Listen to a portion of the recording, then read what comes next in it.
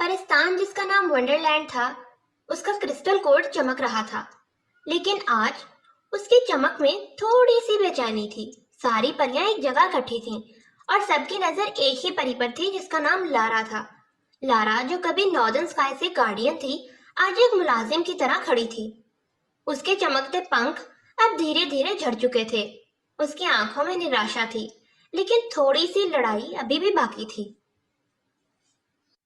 एक फेरी जिसका नाम जी था, वो क्वीन के पास खड़ी थी और बोली, तुमने इंसानी दुनिया में फॉरबिडन मैजिक का इस्तेमाल किया है।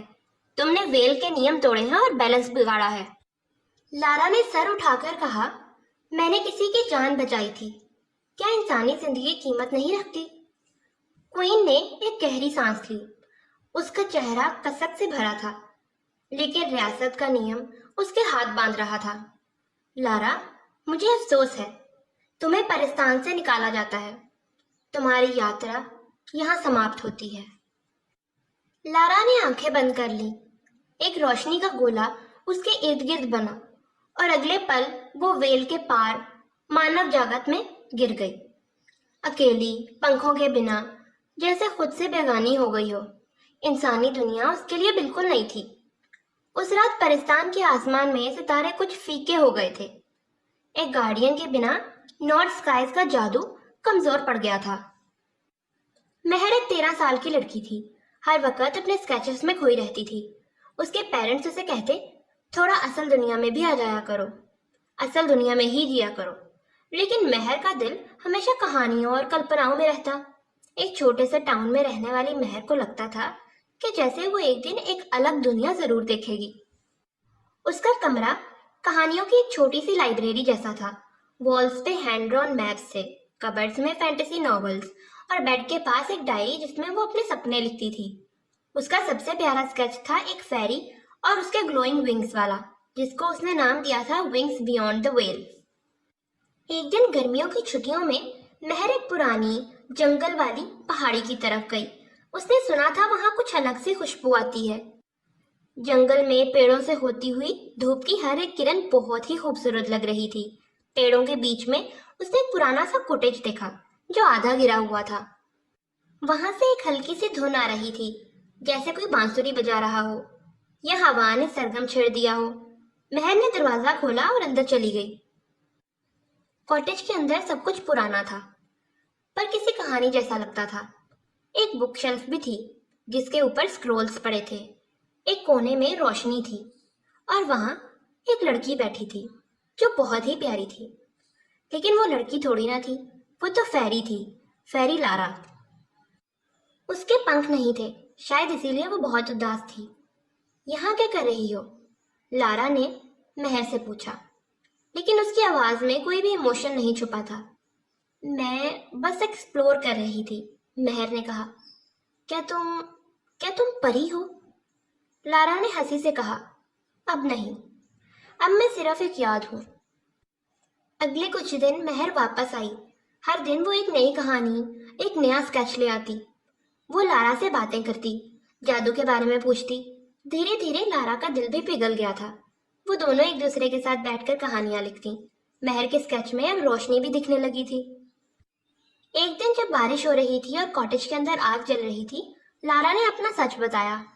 मैं गार्डियन थी, लारा ने कहा, परिस्तान के नॉर्दर्न स्काइज की। मुझे सितारे संभालने आते थे। पर एक दिन मैंने इंसानी दुनिया में एक गांव को जलते देखा। वहां पे कुछ लोग जल रहे थे। मैं सह नहीं पाई और मैंने वेल के नियम तोड़ दिए और मैंने फॉरबिडन मैजिक यूज किया। तुमने उनकी मदद की? महर ने पूछा। वेल के नियम तोड़ना परिस्तान के लिए, हमारे वंडरलैंड के लिए खतरा समझा गया और फेरी जी ने मुझे दुश्मन बना दिया। और उसके बाद वहां की क्वीन ने मुझे वहां से निकाल दिया, मेरे पर मुझसे छीन लिए और अब मैं सिर्फ एक मामूली सी इंसान हूँ। महर ने उसका हाथ पकड़ा और कहा कि तुम एक बहुत ही अच्छी इंसान हो। महर ने नोट किया कि लारा अपने पंखों को बहुत मिस करती थी, क्योंकि वो तो एक फेरी ही थी जिससे उसके पंख छीन लिए गए और उसको इंसान बना दिया गया। ये उसकी किस्मत नहीं थी। तो महर ने लारा के लिए इंचेंटेड पेपर से पंख बनाए थे जो नकली थे, لیکن اس رات کوٹیج میں وہ پنکھ ہلنے لگے۔ وہ پنکھ کیسے ہلے؟ صرف اور صرف لارا کے جادو سے۔ لارا وہ پنکھ پا کر بہت خوش ہوئی۔ وہ نکلی تھے لیکن وہی اس کی حقیقت تھی۔ وہ پھر سے اپنے آپ کو ایک پری محسوس کر رہی تھی۔ جیسے ہی وہ خوشی سے کھیل رہی تھی ان کے پاس ایک تتلی آئی۔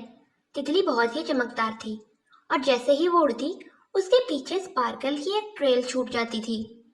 وہ ایک میجیکل تتلی تھی اور وہ ونڈرلینڈ سے آئی تھی اسپیشل لارا کے لیے۔